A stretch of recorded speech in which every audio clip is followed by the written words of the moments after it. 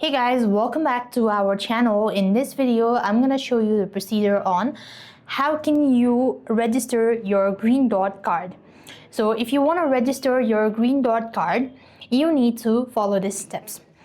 Now you could do this by going to the greendot.com /activate.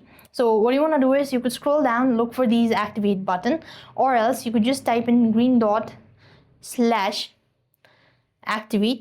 Here it is. You want to go to this activate your card, or you could just go to the second link. You could see the green dot. As you could see, here it is. You press open that link. Now then you can just simply go ahead and select open account, or you could just go to activate as well. Once you've done that, you will need to provide your full name, address, date of birth, and a social security number to verify your identity.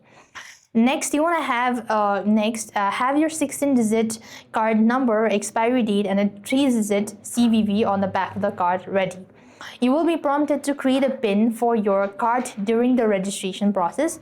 A one-time code may be sent to your mobile phone to verify your number and complete the activation as well.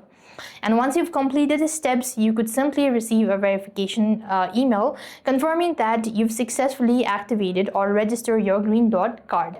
So with that, we've completed our steps. Thank you for watching. See you in the next video.